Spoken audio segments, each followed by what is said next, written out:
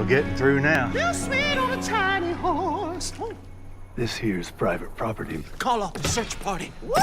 Because I found them. Found who? Two thirsty cowboys who deserve the sweet reward of a Diet Dr Pepper. That's mighty sweet. Told ya. That's some fancy rope work. Use a hand like you on the ranch. Sorry, buckaroo, little sweet's just passing through. What'd that fella say his name was?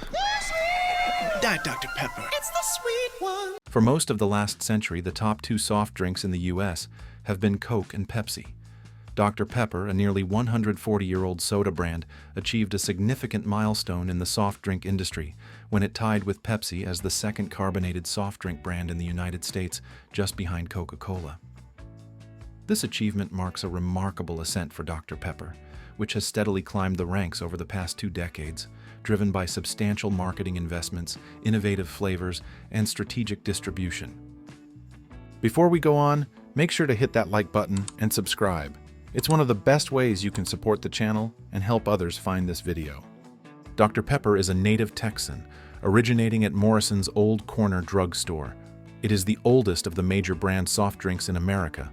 Like its flavor, the origin of Dr Pepper is out of the ordinary. Charles Alderton, a young pharmacist working at Morrison's store, is believed to be the inventor of the now famous drink. Alderton spent most of his time mixing up medicine for the people of Waco, but in his spare time he liked to serve carbonated drinks at the soda fountain. He liked the way the drugstore smelled, with all of the fruit syrup flavor smells mixing together in the air. He decided to create a drink that tasted like that smell. He kept a journal, and after numerous experiments he finally hit upon a mixture of fruit syrups that he liked.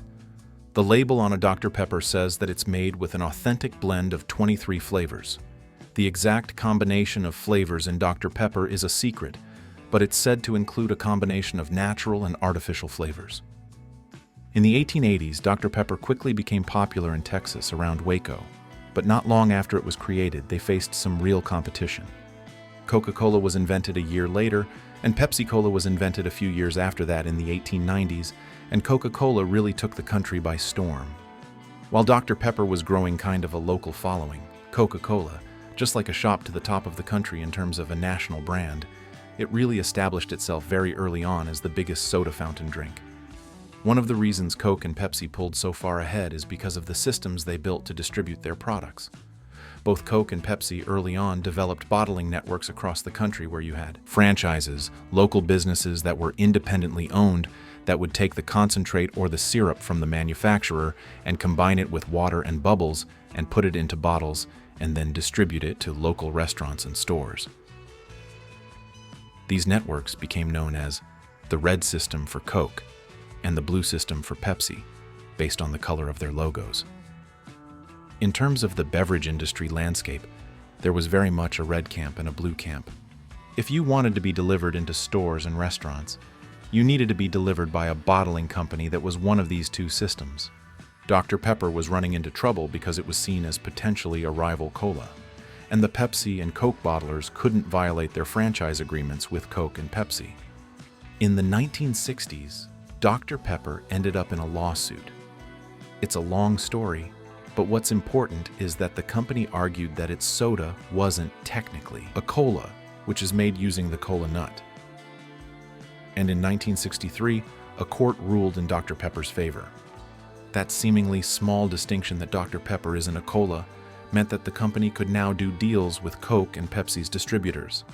And that really unlocked huge growth for Dr Pepper because now it could be carried by Coke bottlers and by Pepsi bottlers. And what Dr Pepper did very shrewdly is they made alliances with both systems.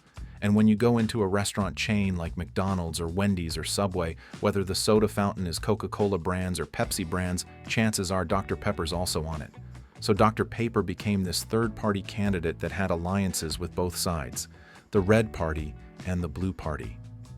The fact that it was on all these soda fountains across the country meant that consumers were like walking up to it and seeing it. And many of them were trying it, and if they liked it, then maybe they would buy it again. In 1977, Dr Pepper launched a big ad campaign. I drink Dr. Pepper, don't you see? 'Cause it's the perfect taste for me. That original taste, you know, is and peppers, cooking peppers, good looking peppers. Wouldn't you like to be a pepper too? In 1981, Dr. Pepper had record sales and record profits, and it had shot up to the number 3 spot, outranked only by Coke and Pepsi. But then, Dr. Pepper started to stumble.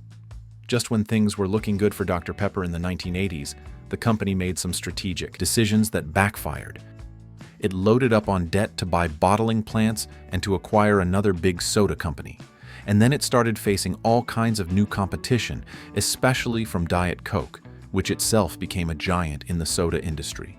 There were other new brands, soda brands coming out of the market, and so the pressure to spend more on marketing just to keep up really ramped up. And so Dr. Pepper's profits plummeted. It was saddled with all this debt and really was on the brink of insolvency. Things got so bad that Dr. Pepper started looking for a buyer, and eventually it was scooped up by an investment banking firm. The company changed hands several more times before landing with its current owner. Dr. Pepper is now owned by a company called Keurig Dr Pepper, the company that makes the Keurig coffee machines. For the last 2 decades, original Pepsi has been declining as people switch to sugar-free Pepsi or other drinks. Meanwhile, Dr. Pepper has slowly but steadily increased its market share. A key factor in Dr. Pepper's rise has been its strategic marketing and distribution efforts. Keurig Dr. Pepper, the brand's parent company, has forged alliances with both Coke and Pepsi, ensuring Dr. Pepper's presence in soda fountains across the country. This move has introduced the brand to a broader audience, significantly boosting its market share. Dr. Pepper's advertising campaigns have consistently emphasized the soda's unique taste. One example is the company's Diet Dr. Pepper mascot Lil Sweet, played by former American Idol star Justin Guarini. The company has also invested in college football advertising, including Fanville, an episodic TV commercial series about college football. These initiatives have resonated with consumers, particularly among Gen Z drinkers, who have become a significant driver of the brand's growth. To attract new drinkers and retain existing ones, Dr. Pepper has introduced a variety of novel flavors, such as strawberries and creamy coconut. These varieties cater to younger consumers' preference for fun flavors and have also found favor among Hispanic consumers, a growing demographic in the U.S. Dr. Pepper's engagement with younger audiences extends to social media platforms such as TikTok, where short-form viral videos showcase creative concoctions like Dr. Pepper with pickles. So this right here is a Pickle Dr Pepper. So it's Dr Pepper with dill pickle slices in it. And don't knock it till you try it. Let's go try it. Hi, can I please get a medium Dr. Pepper with pickles in it? Okay, so I don't think we can put the pickles in it, but I can give you a side of pickles. Is that okay? That will work. So they gave me the pickles on the side, and I'm just gonna put them in. You know, gotta do what you gotta do. Bye. After letting the Pickle Dr. Pepper sit, it is very good. The flavors mix really well. Would you try Pickle Dr. Pepper? Or the Dirty Dr. Pepper, a mix of Dr. Pepper, lime juice, coconut coffee creamer, and sometimes liquor. In today's episode, let's make a dirty Dr. Pepper. So, we're just gonna start off with adding some ice, slide it in there real quick. Get us a nice cold can of Dr. Pepper. You wanna make sure to pour it down the side so it doesn't fizz up too much, but as you can see, I still didn't really accomplish that. So we're gonna add a little bit of butterscotch in this one. I'm making this one personally for myself, and vanilla. So, as you mix the two of these ingredients, try not to over pour, but it is what it is. Let's get back to it and add a little bit of half and half. I know everyone goes crazy over adding half and half to these soda ingredients. Trust me, you'll be okay. You don't have to worry about the milk doing this, the milk doing that. Just drink your drink. You know, it'll be tasty enough where you want to just guzzle it down anyway. Trust me. But pop that top, give it a little shake for aesthetics, and there you go. Enjoy. This engagement has further cemented Dr. Pepper's status as a trendy and unique beverage choice. While Dr. Pepper's market share has increased, Pepsi's has declined, contributing to the shift in rankings. Over the past 25 years, the volume of carbonated soft drinks bought and sold in the United States has decreased by 24%, reflecting changing consumer preferences towards healthier, sugar-free options. PepsiCo has responded by diversifying its beverage portfolio and focusing on promoting Pepsi Zero Sugar and other non-soda brands such as Gatorade. Despite these efforts, Pepsi's emphasis on its zero-sugar lines and other products has meant less focus on its classic soda, allowing Dr. Pepper to gain ground. Pepsi's market share has steadily waned since the early 2000s, according to Beverage Digest.